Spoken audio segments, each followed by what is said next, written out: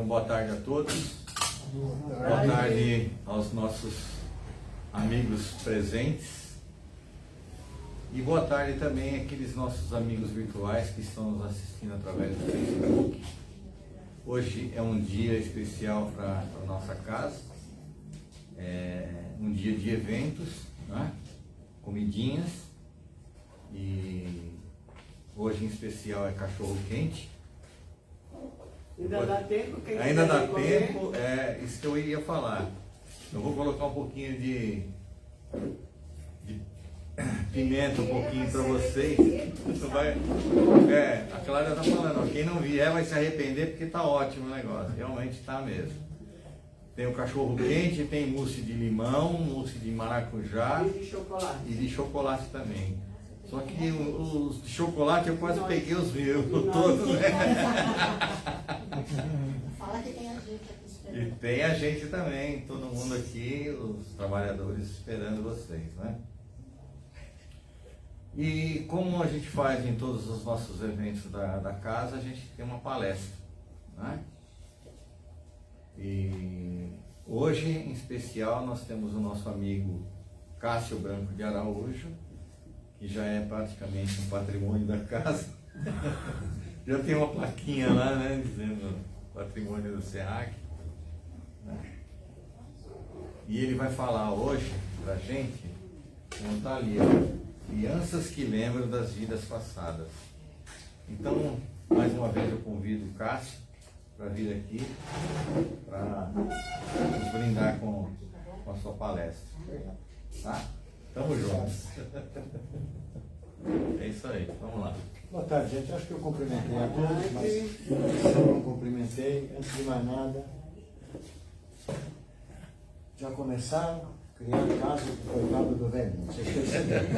O velhinho chegou com a melhor das boas intenções, já começaram a apontar, fica para cá, fica para lá. Eu sei que se o tempo ficar, tem alguém que fica aí no fundo fazendo assim. Mas isso tudo passa.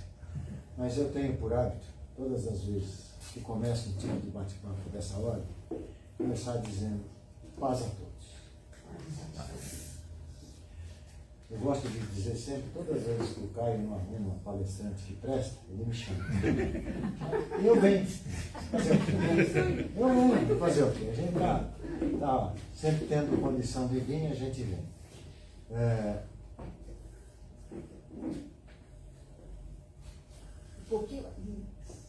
Estou falando que hoje estão me perseguindo. Se não é o Paulo, é a dona Lúcia, que mais para cá, menos para cá. Eu não sei ficar parado. Então, o senhor pode andar um pouquinho assim, um pouquinho assim, um pouquinho assim, um pouquinho assim. Só assim.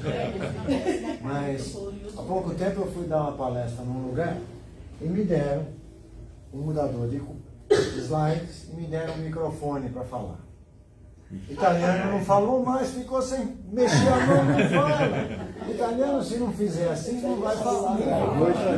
Mas então, a gente tem que tentar, pelo menos, porque o italiano fala com a mão, né? Diz que os dois náufragos, né? Vieram parlando, chegaram na praia. Então, essas coisas a gente sabe sempre. O senhor vai pedir para mim ficar para cá? Não, agora eu estou me degradando com o celular. Pode ficar tranquilo. Não, tudo bem, eu estou aqui para isso. Mas hoje me pediram exatamente para falar sobre crianças que lembram de vidas passadas. Isso é alguma coisa que a gente, dentro da doutrina, tem visto com uma quantidade muito grande de casos. E eu tive o trabalho de pesquisar, alguns deles, é claro. E se eu for falar sobre aqueles casos que eu pesquisei, hoje esse cachorro quente vai ser da janta. Né? Mas eu sei que a dona Cláudia preparou lá uma série de cachorro quente, grande parte de vocês comeram e grande parte de vocês depois do almoço cesteia. Por favor, não durmam, porque vai ficar desagradável para o palestrante. Só isso. Se quiserem piscar o olho, quando começarem a piscar, eu falo, mas ô Paulo, aí acorda, entendeu? Isso a gente faz para poder acordar. Mas independente de qualquer brincadeira, vamos tentar falar um pouquinho sobre o assunto em questão. A gente sabe que quando a gente fala, mesmo dentro da doutrina, de crianças que lembram de vidas passadas, tem gente que até dá risada. Criança que lembra de vida passada, isso é coisa de... Isso não existe. São coisas que a gente acredita que até não... Né? Isso eu já ouvi muito, já ouvi isso, o que me incomodou mais é que eu já ouvi isso dentro de casa espírita. Quer dizer, que um dos fundamentos básicos da nossa doutrina é a reencarnação. Então a gente sabe que reencarnar todos nós já reencarnamos. O Paulo sabe quantas vezes já reencarnou e desencarnou? Quantas? Não sabe? Tenho certeza que sim, mas não sei quantas. Não sabe quantas? Um companheiro nosso que trabalhou comigo numa casa espírita, que eu sempre trabalhei, um dia foi o Chico Xavier e perguntou: seu Chico, quantas vezes eu já encarnei e desencarnei? O Chico virou para ele e falou assim: o meu filho acha que encarnou quantas vezes? Ele falou: umas 10. Ele falou: multiplica por uns 1000, que você vai chegar no número. Porque hoje nós estamos no ponto mais alto da nossa evolução. Então, para chegar a isso, nós fomos criados simples e ignorantes como espíritos, dando paulada em cabeça de dinossauro, arrastando a mulher pelo cabelo, coisas dessa ordem. Então, hoje nós já crescemos muito. Então, para chegar nesse ponto, nós já devemos ter reencarnado muitas vezes. Mas, continuando então, a gente sabe que, em função dessas observações que me foram feitas e que não acreditam, que acham estranho, será que é, será que não é, será que é verdadeiro, nós fomos buscar na ciência algumas coisas para comprovar o que a nossa doutrina tem nos ensinado.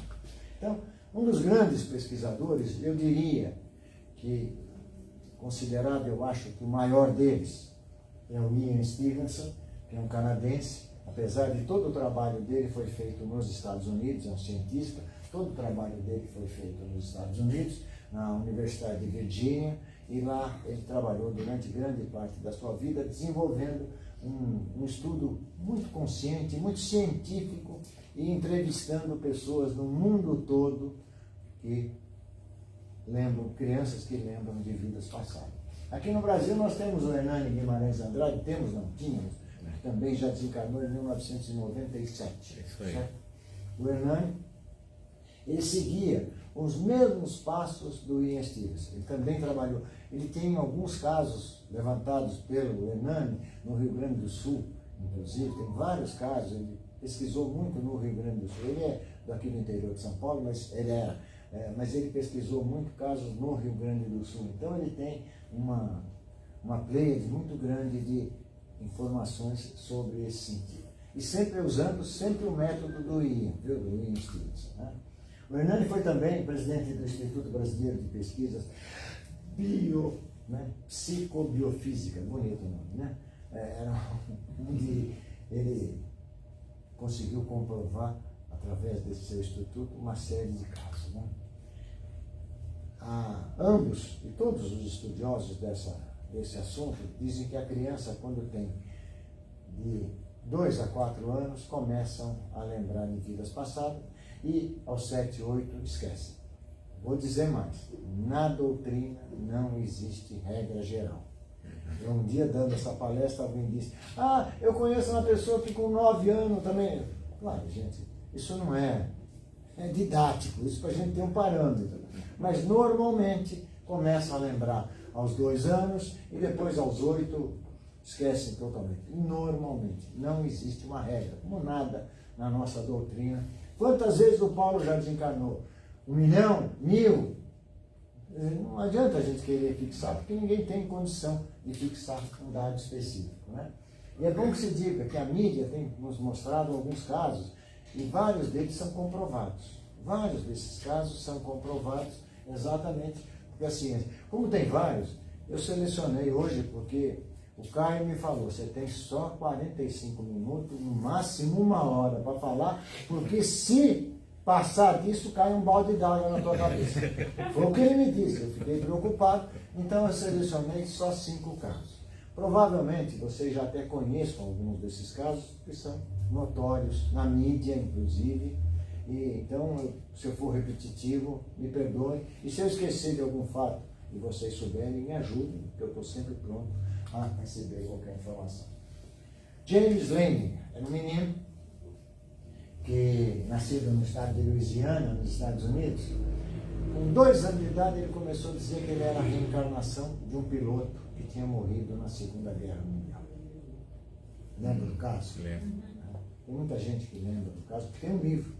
Tem. A volta. Né? A volta. A volta. Em português é a volta. Eu É. falo sobre o livro aí. Ele tem um nome desse tamanho em Tem, inglês, é. mas foi publicado no Brasil com o A título Volta. de A Volta. Bom, mas o menino Lenin, então, ele começou com 2 anos de idade a contar essa história. E a família, os americanos, não acreditavam na reencarnação, eles eram evangélicos, não acreditavam em reencarnação, começaram a ficar preocupados com a história. Né? E ele dizia que ele era a reencarnação de um piloto, James McCrae Huston Jr., que tinha sido abatido num avião caça em cima da ilha de Iwo Jima no dia 3 de março de 1945. Isso aí é o que o menino viu. Começou com 2 anos, e a coisa foi seguindo, mas com 2 anos ele começou a fazer essas afirmações. Vocês já imaginaram? Eu não sei se vocês têm filho pequeno ou neto pequeno, se um gurizinho de 2 anos da nossa família chegar, eu fui fulano de tal. A gente pensa 2 vezes. E o casal, então, que não acreditava, nunca tinha pensado em reencarnação, ficou super preocupado. Meu Né? neto falava. Hã? Meu neto falava. Falava, né? Ele mostrou até onde ele nasceu. Exato. Isso é uma maravilha, viu? Mas com 8 anos, 7 anos, ele esqueceu. Parou. Ele esqueceu. Tá? Então, ainda bem que tem a dona Diva para concordar com isso. É uma situação perigosa. Estou quebrando o Você falou de alguém de família, ele é neto, é família. Mas, esse menino, então, quando fez 2 anos de idade, a mãe levou ele numa loja de brinquedo. Né? Presente, para comprar um presente para o menino, para o filho. Né? E ele, então, a mãe falou para ele, olha, tá aí um monte de brinquedo, escolhe um presente do teu aniversário. E ele olhou e apontou um avião, né? Que era um Corsair, modelo Corsair, que era um caça americano, inclusive, né? E ele dizia que era nesse Corsair que ele tinha sido abatido, que ele era piloto desse avião que ele tinha sido abatido. Ali tem uma imagem do avião, é um Corsair de fato, e a mãe, a título de brincadeira, falou, esse avião é muito feio, tem até uma bomba embaixo.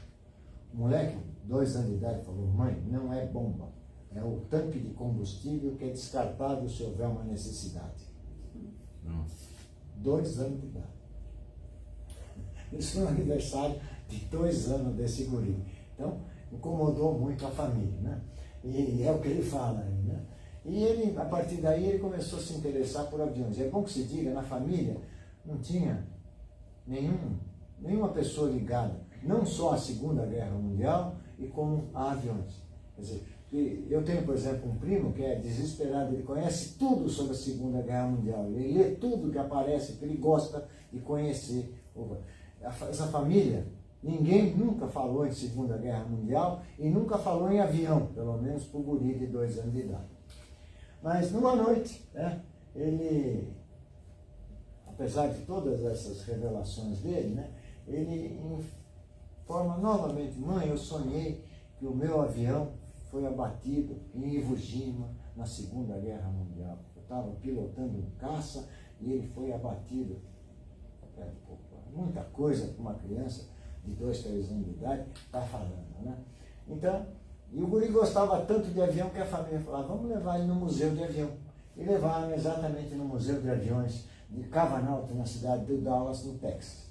Lá tinha avião de tudo que era tipo, de tudo que era modelo, tudo que se podia imaginar de avião, tinha. E ele, de pronto, olhou para um modelo F4U Corsair e dizia, é esse o avião que eu pilotava. Que foi abatido na Segunda Guerra Mundial sobre a ilha de Iwo Jima. Bom, coisa passou. Uma noite, a mãe faz um bolo de carne no jantar. Não sei como é que chama o bolo de carne. O livro fala em bolo de carne. Bolo de carne também chama? A senhora cozinheira faz bolo de carne também? Bolo de carne. Não, ele fala, o livro fala bolo de carne. Eu nunca vi falar. Eu sei bolo de É um bolo, bolo eles doce. fazem um bolo como um tipo de bolo, só que é carne. Ah, é? Bom. Carne moída. Tudo bem. Então a mãe faz um bolo de carne e o gurizinho pequenininho ainda fala, mãe, isso está me lembrando meus tempos da Tom Bay. Aí o pessoal coça a cabeça, né? lembrados da Toma Bay. O pai, então, preocupado com aquela história, começa a pesquisar. E ele encontra que existe um avião, um porta-aviões, chamado da Toma Bay, que participou da Segunda Guerra Mundial e esteve trabalhando, operando várias oportunidades perto da ilha de Iwo Jima. E como é que um guri podia saber? Nessa época o guri tinha 5 anos de idade, o James. Como é que ele podia saber que existia um porta-aviões chamado da Toma Bay, que tinha sido ligado trabalhado naquela época, rodado muito, navegado muito, melhor dizendo, na ilha perto daquela ilha toda, né? Na Segunda Guerra Mundial. E quando o pai começa a pesquisar isso, ele pesquisou e viu que no da Toma Bay tinha um piloto, que era tenente, por sinal, que se chamava James McCready Huston Jr., que foi abatida na ilha de Iwo Jima no dia 3 de março de 1945. Família desmonta. Aí não tinha mais como segurar qualquer tipo de informação. Então,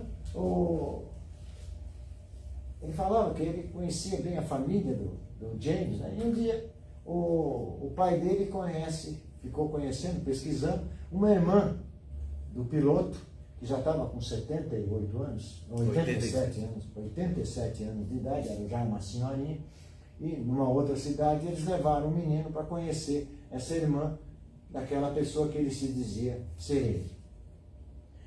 E conversaram, os pais do menino James conversaram com essa senhora, e o menino também conversou com essa senhora, e no fim da conversa a senhora disse: é meu irmão. Pelo aquilo que ele fala, tudo aquilo que ele sabe, só pode ser meu irmão. E numa outra oportunidade, quando ele tinha 6 anos de idade, teve lá uma comemoração dos antigos combatentes da Toma Bay. E o pai, então, levou o menino. Quando o guri entrou, era um salão, o guri entrou e falou: pai, eu conheço aquele lá, conheço aquele outro, mas como eles estão velhos, claro, faziam 60 anos depois, como eles estão velhos, né? Quer dizer, coisa dessa hora, ele achou, porque ele lembrava dele dos conhecidos dele da Toma com 20 anos de idade, ou coisa parecida, e agora então estavam com 80, né? O pai, como eles estão velhos, eu conheço aquele outro, mas eles estão muito velhos, né? Essa foi a exclamação dele. O livro, então, que os pais escreveram em função de tudo isso, que eles quiseram dar ciência para o mundo, chama esse nome bonitinho em inglês, que eu não tenho pronúncia em inglês, que quem tiver me perdoe. Survival, the Incarnation of the World of War, Second Fighter Period. Traduzindo, a nossa linguinha que a gente conhece, a alma sobrevivente, a reencarnação de um piloto de combate na Segunda Guerra Mundial. Isso foi lançado no Brasil, em português, o nome de A Volta, que o Caio já deve ter lido também, já deve ter conhecido, e foi pela editora best-seller, vendeu uma infinidade de livros nesse caso. Eu estou esperando que alguém está tirando uma fotografia. Se tirar a fotografia minha, eu vou cobrar, hein? Segundo caso. Eu falei que ia falar sobre 5 casos, mas eu vou correr, porque daqui a pouco o tempo já... Fica tranquilo. Eu tenho tempo. Bom, segundo caso. Um menino de 3 anos morava numa aldeia nas colinas de Golã. Isso é uma fronteira entre a Síria e Israel. Isso aqui já foi de tudo. Hoje parece que pertence a Israel. Amanhã eu não sei o que vai acontecer. Porque naquela região, ora é um, ora é outro, a gente nunca sabe. Hoje me parece que essa aldeia que morava esse menino nas colinas de Golã pertence a Israel. E esse menino pertencia à etnia drusa, que aceita a reencarnação. Então, para eles, para os pais, não foi tão dramático como no primeiro caso que nós comentamos, né? E esse menino, ele tinha uma longa mancha vermelha aqui na cabeça, né? Aquelas manchas que a pessoa nasce com ela, né? É mangioma. Tem gente que tem no rosto, tem gente que tem no resto do corpo. E esse menino tinha uma mancha muito vermelha na cabeça. E ele, então, fala que na vida anterior ele tinha sido assassinado com uma machadada na cabeça. Numa aldeia que ele falava que era distante de lá, foi onde ele morava na vida anterior.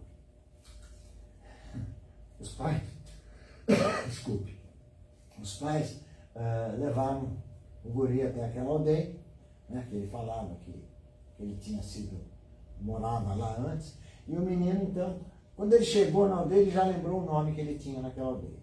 E ele lembrou também o local onde o corpo dele foi enterrado e também onde estava enterrado o machado. Os caras disseram, então vamos lá, vamos mostrar. Então eles saíram, chegaram num determinado lugar que o guri apontou, ele falou, aqui, cavaram, encontraram um esqueleto, e aí ele apontou um outro lugar, foram lá, acharam o machado também.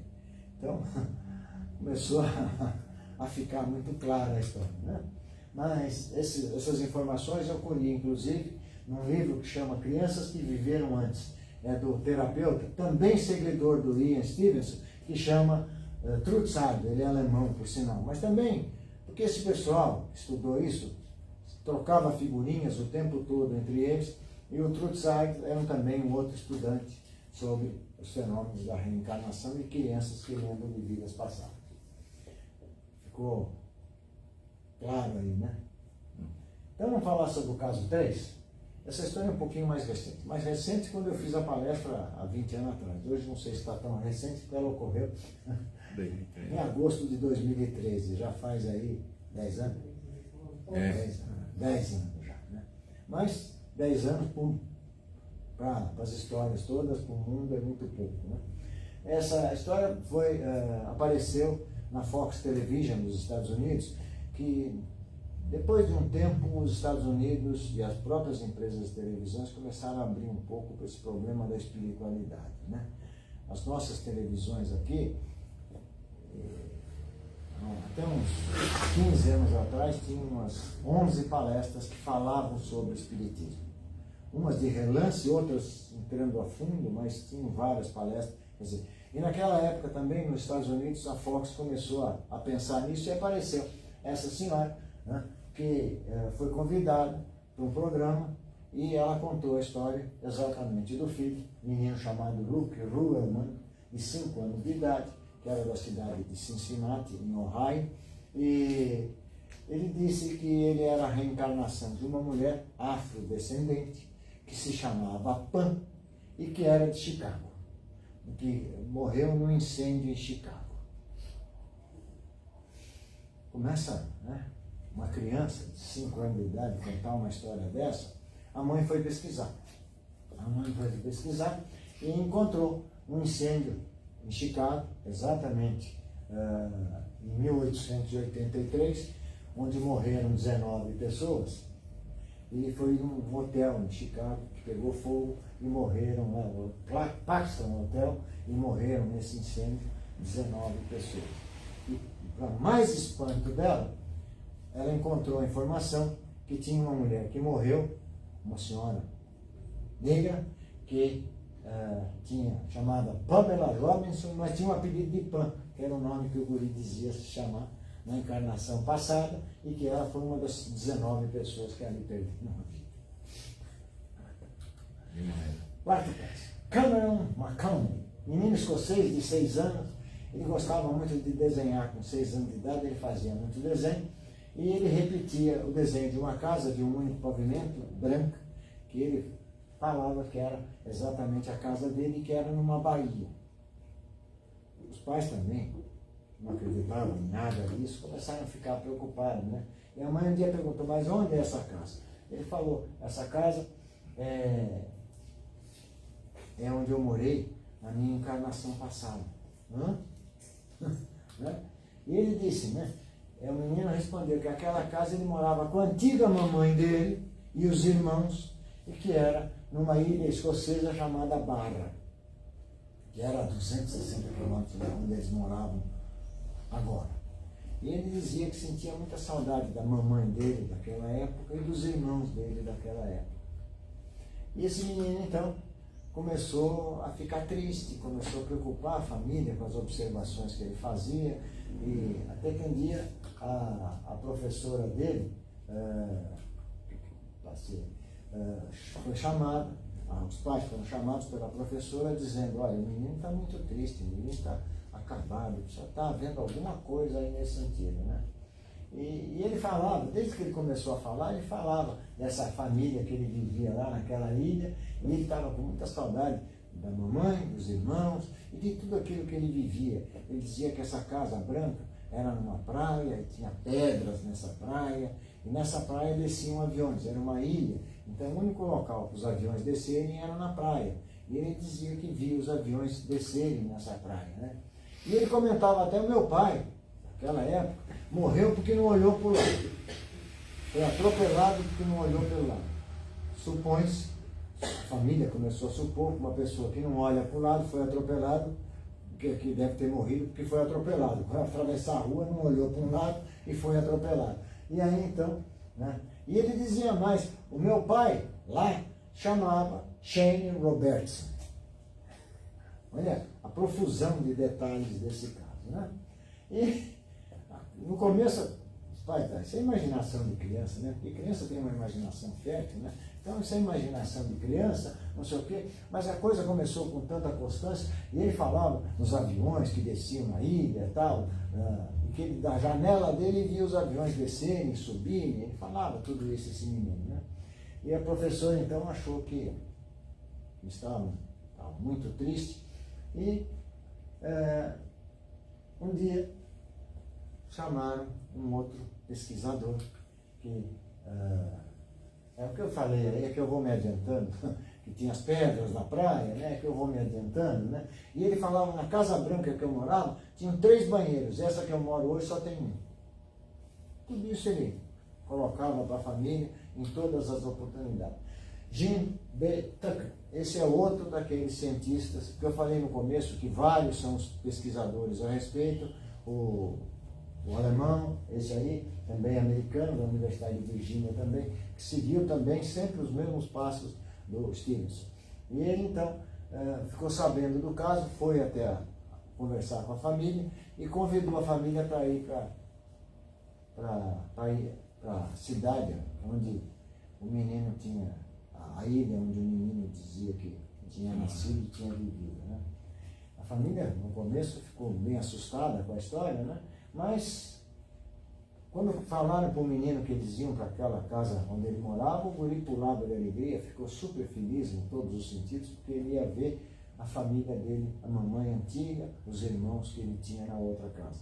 Claro que uma encarnação, quando eles chegaram lá, né, o guri, mesmo quando desceu do aviãozinho lá na ilha, falou, agora tá vendo, vocês acreditam em mim? Ah, aquela Casa Branca que eu sempre falei que existia. Estava lá a casa, né? E quando chegaram lá, né, ele gritou, pintou, bordou de alegria, porque estava chegando na casa onde ele dizia que ele morava, né? E só que chegou lá e ele não encontrou a mãe nem coisa, ele encontrou uma outra família, claro, tinha passado sei lá quantos anos, e ele não encontrou a família dele, a mãe e os irmãozinhos dele, que já não estavam mais lá, é claro, né? Mas ele fez questão de mostrar para a família, para o pesquisador, inclusive, que foi com ele, que a casa tinha 3 banheiros, como ele sempre tinha dito. Fez questão de contar. Foram procurar, inclusive, né, acharam alguém da família Robson, que ainda morava na ilha, um parente deles que ainda morava na ilha, e essa pessoa começou a ouvir os fatos, pegou uns álbuns de fotografia da família, e tinha lá um cachorro branco e preto, ele falou, esse cachorro era lá na minha casa, cachorro branco e preto. E esse carro preto, também, meu pai tinha esse carro preto. Quer dizer, começou com as fotografias, ele lembrar de pronto, né? Em todos os sentidos, né? A partir daí a família teve que acreditar, né? Que não tinha como ser diferente, né? Não tinha como, né? Então a gente sabe que a morte, o desencarne, não é o fim, viu, gente? Isso a gente sabe em todos os sentidos, né? Mas vamos lá, caso quinto.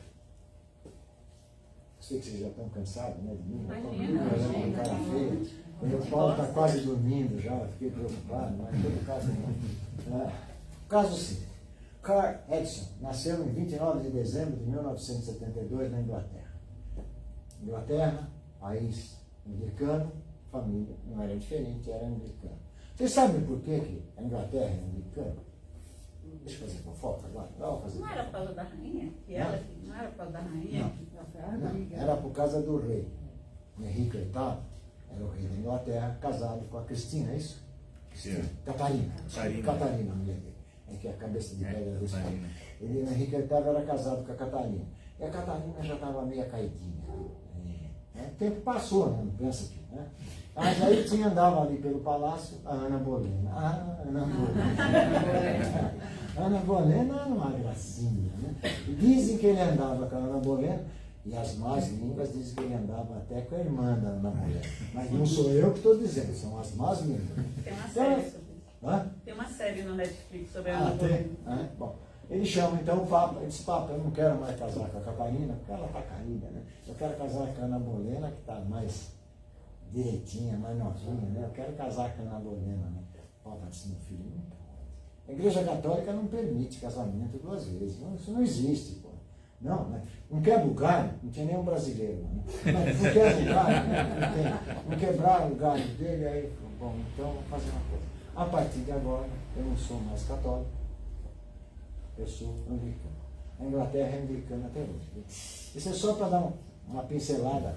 Por que a Inglaterra é anglicana até hoje, né? E toda a Inglaterra é anglicana e os anglicanos, é claro, não acreditam na reencarnação, né? Tudo parecia normal até que esse guri, o cara tinha 3 anos, né?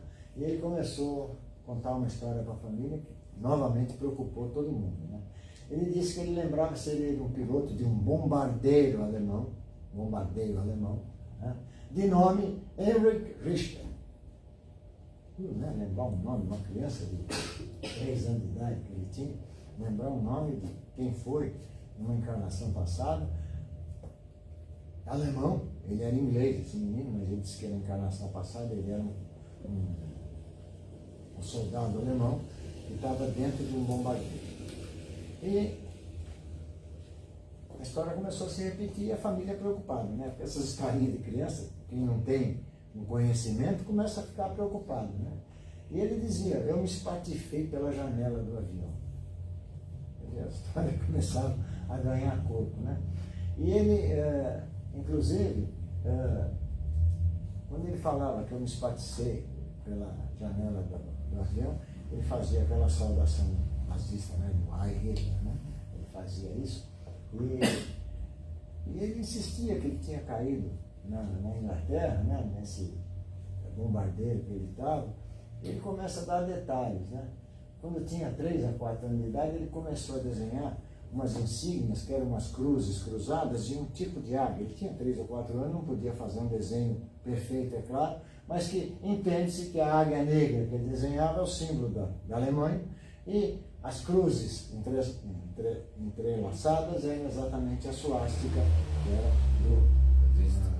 da Alemanha na guerra, que eles usavam, o Hitler usava esse como símbolo, né?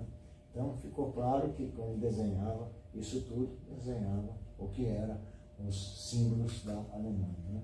Aos 6 anos, ele começou a gravar, a falar sobre detalhes, né? Narrava detalhes, e uma vez, inclusive, ele fez um desenho muito detalhado de um cockpit do avião, com todos aqueles reloginhos que tem no cockpit do avião, e dizia para que servia cada um deles, com 6 anos de idade. Quer dizer, preocupante, né? Ele falou, olha, no avião que eu estava, que era um bombardeiro, tinha um pedal vermelho que era para soltar a bomba. Toda vez que eu recebia a ordem para soltar a bomba, eu apertava aquele coisa e saía a bomba. A bomba era liberada para cair onde nós estávamos, né? E, olha, eu estava dentro de um avião, ele fala até Messerschmitt, que era o tipo de avião que ele estava dentro, ele fala, eu só não sei se o número dele era 101 ou 104, mas era um desses 2 números, quer dizer, chegava a esse ponto, o que o menino dizia. E ele dizia também, olha, quando explodiu lá, que o avião foi derrubado, eu perdi uma perna quando eu fui jogado para fora do avião. Aquilo, a família ficou muito preocupada, porque o menino tinha na virilha uma marca exatamente de quem tinha sofrido alguma coisa nesse sentido. Vocês lembram do caso lá do menino de Golan, que tinha machadada na testa? Então, a gente sabe que às vezes a pessoa traz de vidas passadas algumas marcas que deixam que acontecer em vidas passadas, né?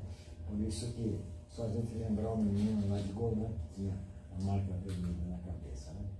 E ele, quando tinha 11 anos, por isso que eu digo, 8 anos, mas às vezes vai mais ou às vezes vai menos, né? Ele fazia aquela marcha de ganso, né? Que os soldados alemães faziam, né? E ele sempre, na escola, fazia isso e agonizava os amigos dele. Começaram a gozar, né? Aí ele resolveu parar. A partir daí, ele resolveu de parar, de contar também as histórias, de marchar, de fazer tudo aquilo que ele falava, né? Mas em 1997, 25 anos depois, né, descobriram uns destroços na Inglaterra de um avião alemão que tinha sido bombardeado, que tinha caído lá na Inglaterra. Quando foram buscar as coisas, eles encontraram 3 corpos, e um dos quais era de um cidadão chamado Heinrich Richter. O menino dizia ser ele. E quando o avião espatifou no chão, esse perdeu uma perna. Por isso a marca na virilha do goleiro. Para a gente ter uma ideia, foram buscar uma fotografia da mão do alemão, do soldado alemão. Dá para notar a semelhança? Não está dando para ver direito, Débora? Essa é a mãe do piloto, viu? Fotografia da mãe do piloto e do menino. Parecido, né? Bem parecido, né? Gente, eu contei 5 casos, né? Em função de tudo isso, eu pergunto para todos vocês: alguém tem dúvida sobre a possibilidade da reencarnação e da lembrança de algumas crianças de vidas passadas? Não. Inclusive o neto, que é o filho da Cláudia, do Seri, ele viveu e ele comentava quando ele era pequititinho que ele tinha muito medo de trovão, né, Cláudia? Ele tinha medo do barulho. O barulho, quando tinha o barulho do trovão, ele ficava, desde bebê, ele estava desesperado, perdia a cor, se enfiava, corria. E ela sempre conversando, que a gente já vem de família espírita já há um tempo, incentivando ele a falar, né? Puxar. E ele falava que, do avião, né, Cláudia? Ele falava que aquele barulho parecia um barulho de bomba. E ele tinha medo, ele não gostava daquilo. Deve ter participado de algum Mas problema. ele começou, quando ele ficava muitas vezes lá na casa da mamãe, e ele pegava o telefone e conversava com o Buffalo e o Becker. E a gente perguntava, mas quem são? Meu gato e meu cachorro. Né? E ele tinha saudade do Beckel e do que era o gato e o Era o cachorro. gato e o cachorro. Outra vez. E aí começou ele a ter, falar coisas, até eu tenho escrito num álbum que eles têm, eu escrevi tudo atrás, porque daqui a um tempo ele vai ler e vai falar, olha.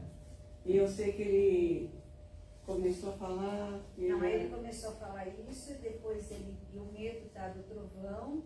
E ele não falava da bandeira também do país? Então, aí um dia ia ter uma Copa do Mundo e na frente da casa da mamãe tem uma escolinha. E ali eles colocaram todas as bandeiras De todos dos os países que países. participariam da Copa. Né? Né? E o pai estava muito, ele estava quente o dia, o papai estava com ele no colo. E de longe, né, ele falava assim, que bandeira é aquela, né? Aquela de tal país, de tal país, de tal país, de tal país, bandeira da Espanha. Ele virou, né, falou, vovô, por que o senhor tem a bandeira da Espanha e não tem a bandeira da Catalunha? Estado. Né? Aí meu pai atravessou a rua e falou, mas qual é a bandeira da Espanha? Ah, vovô, é essa daqui. Né? Então por que não tem a bandeira da Catalunha? E Casa Nova, nossa, né, tem o Atlas, né, novinho, livro. E o papai foi fuçando, ele foi virando, ele falou, vê se você acha aí. Aqui, vovó, a bandeira da Catalunha aqui. Amarela e Aí, vermelha de estado. a gente foi pegando, um dia nós fomos na casa, né, dos conhecidos, eles assim, vocês estão enfiando isso, coisa na cabeça dele, que não sei o que lá.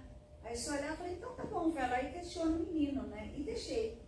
Só sei que eles pegaram um mapa, aí começaram a perguntar, ele falou, olha, eu morei aqui, a minha casa era aqui, assim, assim, assim, que não sei o quê. Ah, mas por que não tem tal coisa aqui? Eu nem me recordo o que era, vou nem ter anotado lá. Aí eles olharam e falei, eu também enfiei isso na cabeça deles, né? Deles. E aí que ele foi. Porque no mapa da Espanha, a Catalunha é uma coisa minúscula. Minúscula. Ele foi direitinho lá. É aqui a Catalunha. Ele descreveu a casa tranquilamente, com riqueza tá, de detalhes, o gato, o cachorro, tudo, né? direitinho. Aí que a gente foi conversando com ele, né? Ele falando, aí que o medo dele de trovão foi passando. E ele falou do avião também, né? E ele falou. E ele brincando, ela na cozinha, ele saiu do quarto dele, correu pela casa.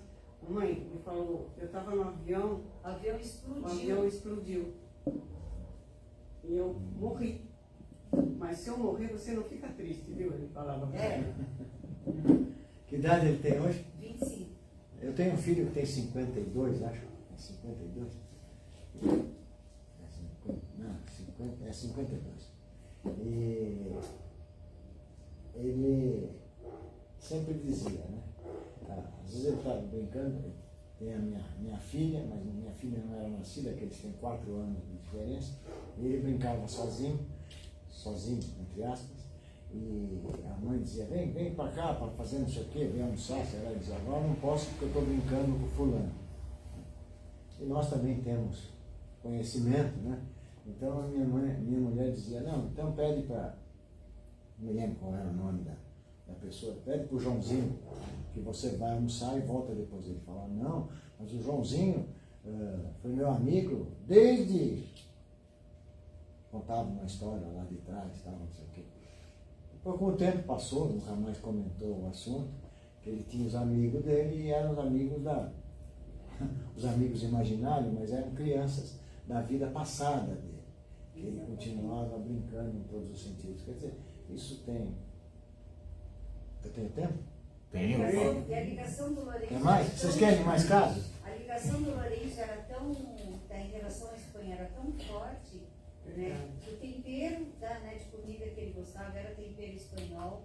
E um dia nós estávamos na praia, ele era um pouquinho de gente, e a gente pediu, né, pro CD, falar, traz alguns CDs, que na época era CD ainda, né? Pra gente ouvir. E o Selim pegou na pilha errada e levou. Né? A gente foi criado com música clássica, né? Mas o Selim pegou todos, inclusive, uns CDs de músicas clássicas, né? Mas espanholas, não sei o quê. E ele estava lá brincando e a mamãe pegou um lá sem querer e colocou.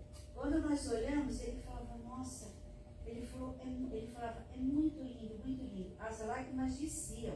E ele era um topo de gente. Eu falei, mas por que você tá chorando? Porque gosto muito. Ele falou, é lindo isso, lindo, né? E ele quietinho, a gente só observando, ele fazia as castanholas.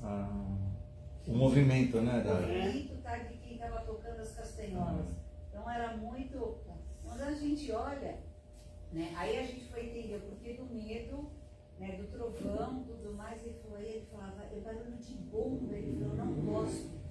Tanto que bomba Nessa na junina. praia, tudo, ele não gostava. Depois, conforme ele foi crescendo, Ele foi passando. mas enquanto pequeno, ele ele falava, não, bomba. Eu não. perguntei, eu falei, você Olha. tinha amigos, né, nesse avião? Ele falou, então, mamãe, morreram todos.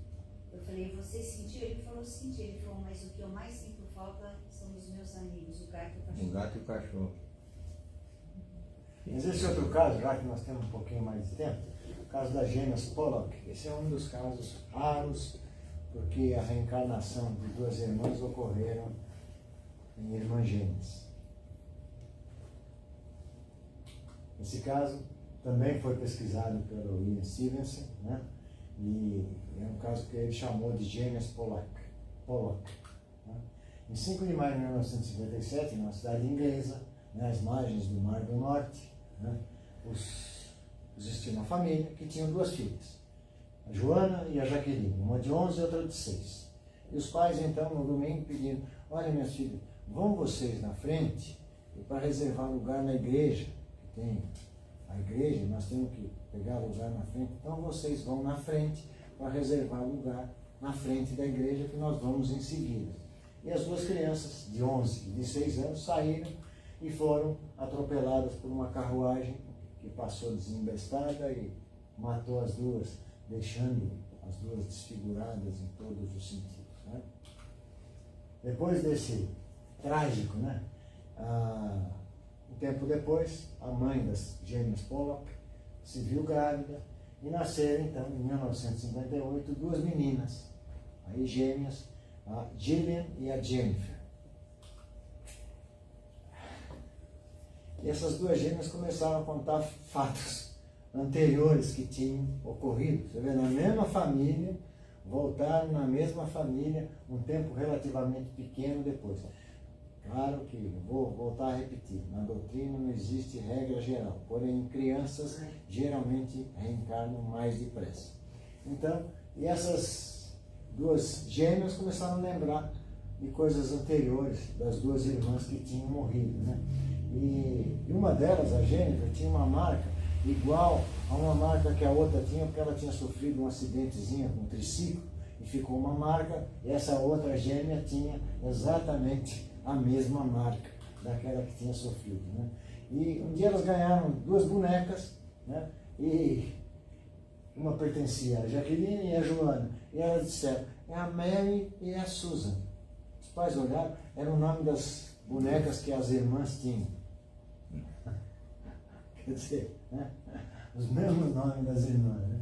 Um dia eles foram na escola que elas tinham estudado, elas disseram, aqui é o playground, aqui é isso, aqui é aquilo, quer dizer, conheciam o parquinho, conheciam tudo da escola, né? E a gente sabe que existe muito caso, né, de irmãs que acontece isso, mas gêmeas, esse é um caso que ficou notório em todos os sentidos. Agora eu vou contar um outro caso para vocês, já que eu gosto de contar a história da minha família. Eu e minha mulher perdemos 5 filhos. A primeira delas, nós estávamos casados há pouco tempo, porque eu sou daquele tempo que quando o casal voltava da lua de mel, a família inteira perguntava, está grávida? As pessoas mais antigas devem lembrar isso, era mais ou menos assim, né? Era mais ou menos assim. Então, para não ser diferente, logo depois minha mulher ficou grávida e nós perdemos essa nossa menina, Andréia. Hoje eu tenho uma filha que está com quase 50 anos, sei lá, e ela é a reencarnação da minha filha, Andréia. Como é que eu sei disso? Não sei se o Caio conhece.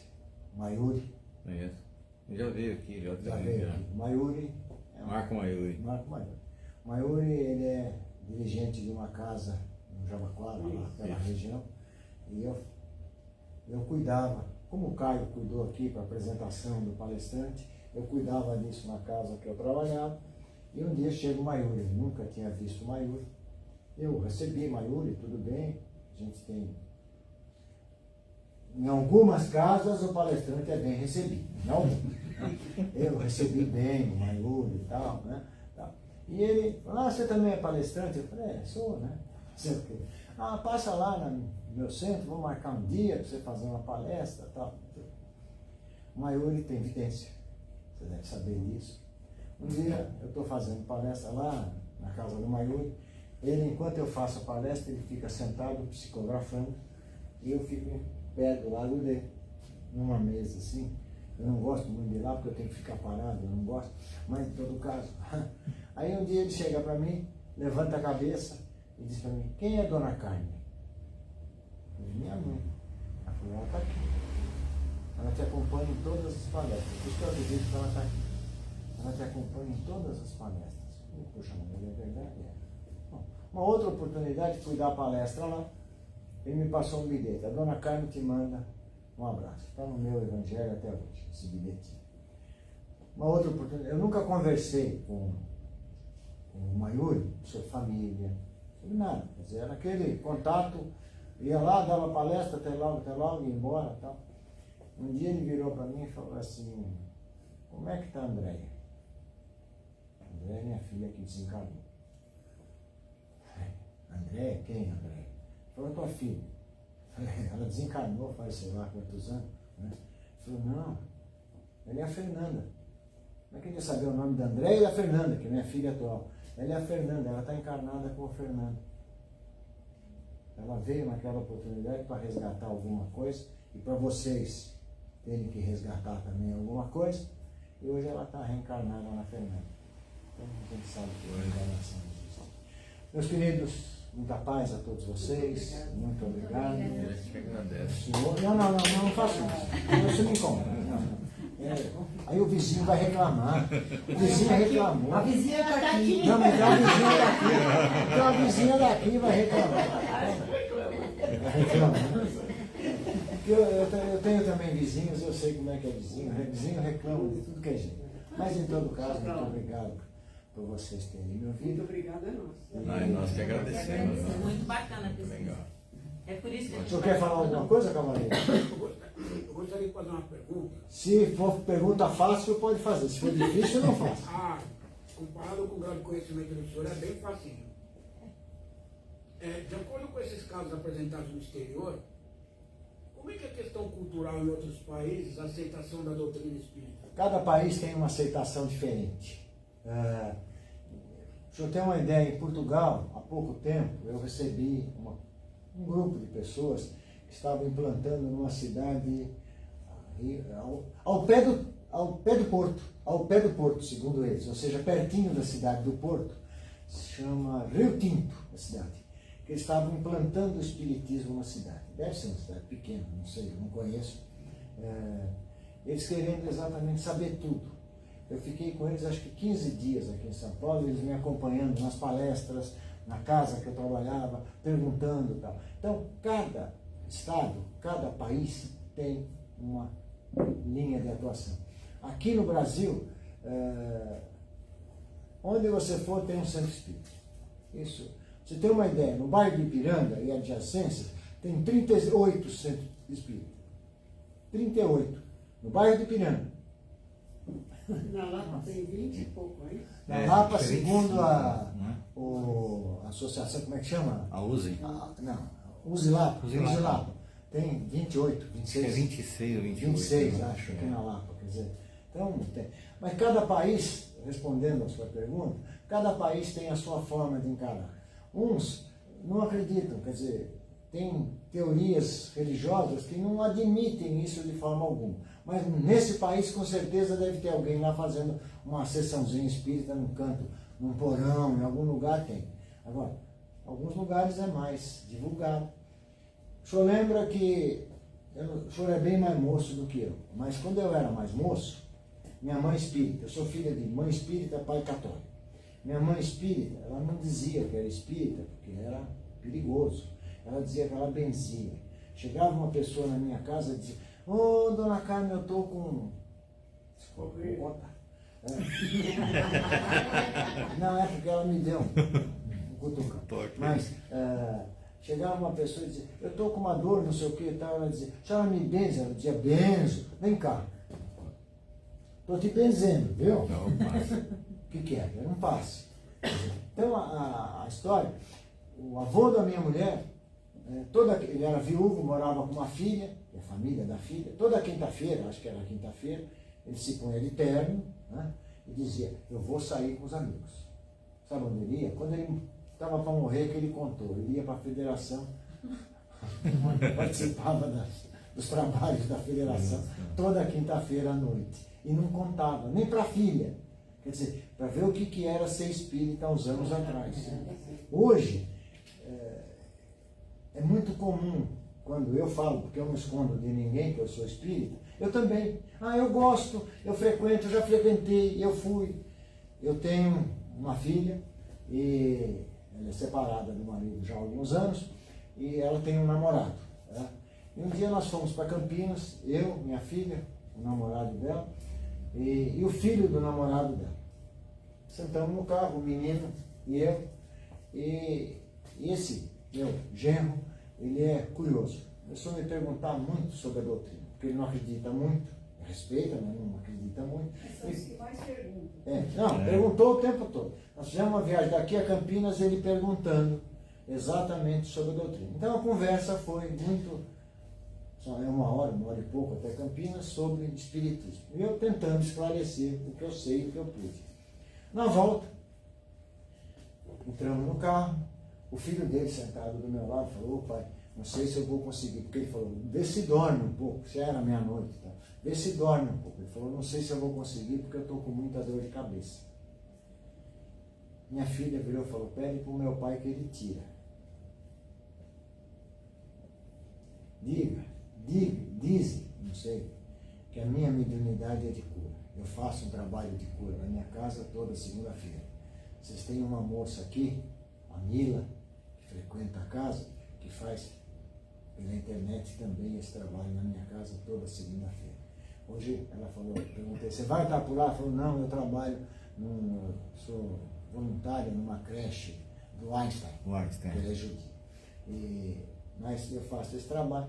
E eu falei para ele, e ele falou para mim, o senhor tira? Eu falei, não, eu não tiro, eu posso tentar te aliviar. Então, o que eu posso fazer é tentar te aliviar. Então, pensa numa entidade que você acredita, seja Deus, seja Buda, seja o que você quiser. Pensa numa entidade maior e fica quieto. Vocês dois aí na frente também parem de falar, que eu vou tentar tirar. E eu passo para ele, ali a 5 minutos ele olhou e falou, pai, você não acredita? Não tenho mais dor de cabeça. Eu falei, gente, essas coisas, hoje a gente fala abertamente. Eu falo para todo mundo que eu sou espírita e é muito comum. Eu estava falando agora com o Caio, que eu estou com um problema, porque eu sou síndico lá no prédio, e o pai da pessoa que está me dando os problemas lá, esteve conversando comigo, e não sei por que razão surgiu a coisa, e falei que era espírita, ele falou, eu também, é um médico de Santos. Eu também. Quer dizer, a gente vê como hoje a coisa está, né, tá evoluindo. Então, gente, não tenho medo não de dizer que é espírita, porque é muito comum antigamente a turma dizer, você é macumbeiro? Hoje eu já não ouço mais isso. Antigamente, quando eu dizia que era espírita, os caras diziam, você é macumbeiro? Eu faço macumba, faço trabalho, o que é que eu faço na porta da tua casa com galinha preta, vela, sei lá, eu faço. Para ser jocoso. Não, claro, né? Porque a pessoa confunde muito espiritualismo com espiritismo. Existe uma série de coisas. Eu faço uma palestra, que até já fiz aqui, sei lá, que é a religiosidade do povo brasileiro. Ainda não. Não, eu começo com datas desde Essa é a 1500, próxima. não sei, desde 1500, começando com datas, inclusive, e tal. E eu falo exatamente sobre essas misturas. Tem outra, esclarecendo alguns tópicos sobre a doutrina espírita. Mesa branca. O senhor é de mesa branca? Mesa branca, gente, se tiver toalha preta aqui não ia mudar nada. Se tivesse vermelha, roxa. Eu trabalhei numa mesa de cura durante muitos anos, Mas eles fazem na a madeira. diferença da mesa branca justamente para poder Para fazer diferenciar, a separação mas do não meio existe. de Umbanda. O Então, senhor é lá, kardecista? então, Não mesa existe branca- kardecismo, existe espiritismo, Exatamente. que foi nos trazido pelo Kardec. Essas coisinhas que a gente ouve por aí ainda. Mas Né? sabe por que mesa branca? Eu sei. frequento desde criança com minha mãe. Porque elas colocavam uma mesa e porque tinha muita psicografia. E as pessoas iam para ver, ouvir as psicografias, iam para ver o médium receber o espírito, tanto fazia o Mas o sofredor aluno como o outro. tava falando- E às vezes tinha toalha branca, então ficou aquele centro onde tem mesa branca. E ficou Para mesa diferenciar, branca. exato, não tem nada, não importa a cor da toalha. A toalha branca porque era bonitinha. Não, e a toalha branca é sinal de pureza. Por Pois exemplo. é, então elas colocavam, falou que assim, a linha de idade, aí vamos pôr uma toalha branca e ficou. Ficou Que branco. nem a pomba branca, né? Uma coisa. Que nem a pomba branca da paz. Pomba branca é da pasta. Você Podemos pode. encerrar? Você pode Encerrar é fazer mais a caro. Aí, Oração de O encerramento, cachorro então. quente. oração de encerramento, então é mais caro. Vou ficar em dívida até. Bom, gente, eu tenho formas diferentes de encerrar. Cada um tem a sua forma. Eu normalmente, às vezes até sigo aqueles padrões que a gente ouve por aí, porque eu faço palestra em todo lado. Então eu brinco sempre que tem alguém que faz a abertura e às vezes me convido para fazer a fechadura. Né? Então, para fazer o encerramento. Nesse encerramento, eu acho que é a hora que a gente tem que elevar o nosso pensamento ao Pai, ao Mestre, e dizer, eu digo, cara, porque eu sou muito íntimo deles, porque eu falo com todos eles toda hora, tá? Eu digo, cara, abre a minha mente para que eu possa entender tudo aquilo que essa doutrina está me trazendo. Porque essa doutrina está nos trazendo exatamente um caminho. Essa doutrina não tira problemas de ninguém, ela mostra o caminho para tirar o seu problema, para que você encare o problema e o resolva. Então, como é que a gente pode resolver os nossos problemas? O moço ali atrás, agora há pouco, falou comigo ali, dizendo falar em caridade. Caridade, gente, é a base de tudo. E se nós considerarmos o que Jesus trouxe naqueles 3 anos que ele esteve entre a gente, ele teve só 3 anos entre a gente, né? Ele aparece aos 30, aos 33, todo mundo sabe o que aconteceu com ele. Em 3 anos ele nos trouxe uma filosofia de vida embasada numa única palavra: amor. Vocês lembram que ele deixou 2 mensagens, né? O coitado de Moisés trouxe para os judeus 10, né? Os 10 mandamentos do Moisés. Aí Jesus pegou aqueles 10 e disse: vamos transformar em só 2. Ame a Deus e ame ao próximo. Só que nesses 2 estão os 10 do Moisés e mais alguns. Porque amor é muito mais amplo. É tudo aquilo que você puder imaginar em termos de bem está dentro da palavra amor. Então, gente, que a gente consiga praticar o amor. O amor em todos os sentidos. Porque amor é dar um prato de comida, é dar uma esmola, é ouvir. Eu gosto das historinhas, desculpe, mas eu trabalhei num centro há muito tempo. Há uma época atrás, eu estava saindo, tinha feito a palestra, estava saindo, uma moça que estava sentada, como a dona Lúcia está sentada, ou a dona Diva, não sei, passou por mim e ela estava chorando copiosamente. Eu sou velho, meio enxerido, né? Eu sentei do lado da moça e falei: ô dona Lúcia, ô dona Diva, o que está havendo consigo? Né? Posso te ajudar? Se o velhinho puder sentar do teu lado, eu vou tentar ou te ouvir. Ela, nos 15 minutos que eu fiquei ali, ela me contou uma infância cheia de problemas, 3 casamentos falidos, e eu ouvi tudo aquilo. Tá? Na semana seguinte, ele entrou no salão, quando deu comigo, falou assim: seu Cássio, foi tão bom ficar consigo, eu passei uma semana tão boa, eu não disse uma palavra, você ouviu. Então, gente, amar ao próximo é um monte de coisa. E amar ao próximo é o Paulo, é o Caio, é essa senhora que eu não sei o nome. Porque não tem a tabuleta. Os outros que têm tabuleta, eu sei o nome. Cristina. A dona Cris, elas são os meus próximos? Podem até ser. Mas o próximo pode estar no Japão agora. É aquele que naquele momento está precisando da gente. Então, a gente nessa hora pede para o Pai, que o Mestre abra os nossos corações para que a gente possa atender ao nosso próximo. Esteja ele onde estiver. Muito obrigado por vocês terem me ouvido e eu termino sempre dizendo: paz a todos.